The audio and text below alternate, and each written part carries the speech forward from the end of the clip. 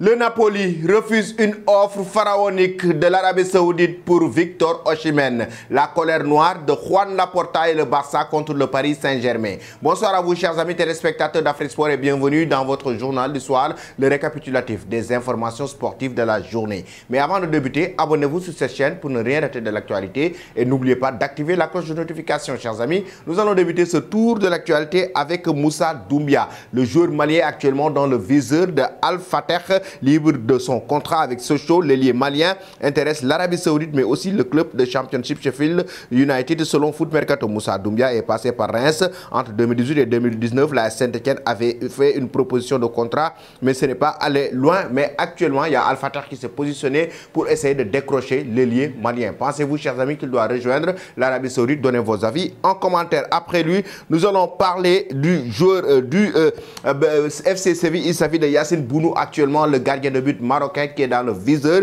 du club bavarois, le Bayern Munich, selon les informations de Bill. Le Bayern n'oublie pas le gardien marocain, alors que David De Gea et David Raya semblaient être devenus les priorités. Le club allemand attend toujours le remplaçant de Yann Sommer qui se dirige vers l'Inter de Milan. Aucune offre n'a été soumise à aucun des dirigeants, même si De Gea est libre de tout contrat avec Manchester United. Yacine Bounou a encore 2 années de contrat avec le FC Séville. Pensez-vous que le gardien de but marocain doit rejoindre le club bavarois? Ou donnez vos avis en commentaire. Ensuite, nous allons du côté de l'Angleterre avec Jürgen Klopp qui a évoqué la rumeur Kylian Mbappé. Les médias ont annoncé que Mbappé pourrait rejoindre les restes de Liverpool qui veulent le décrocher sous forme de prêt. Et Jürgen Klopp s'est prononcé concernant cette rumeur. On rigole. Je peux dire que je pense que c'est un très bon joueur, mais le cadre financier ne nous convient pas du tout. Je ne voudrais pas gâcher l'histoire maintenant.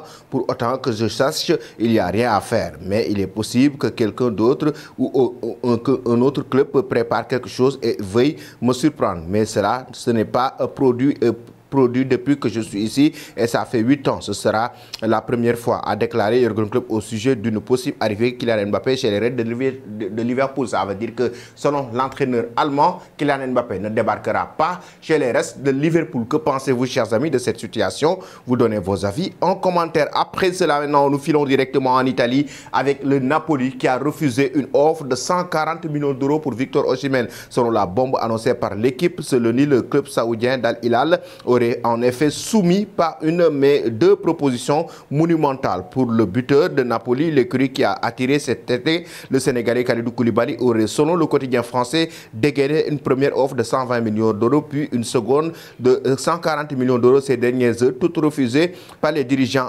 partenopéis. Ces derniers attendaient une somme bien supérieure pour lâcher leur goléador. Pour rappel, Aurelio De Laurentiis, le président du club italien, a déjà fixé le prix de son avant-centre à 200 millions d'euros. Pensez-vous, chers amis, que Victor Osimhen doit rejoindre l'Arabie Saoudite ou pas? Vous donnez vos avis en commentaire. Nous allons terminer notre journal du soir avec Juan Laporta. Vous le savez, actuellement, c'est la guerre entre le Barça et le Paris Saint-Germain pour pouvoir décrocher Ousmane Dembélé. Une offensive assez mal vécue en Catalogne où les 2 principaux journaux sportifs la qualifient de guerre entre les 2 clubs. Un avis partagé par la radio Cadena Ser.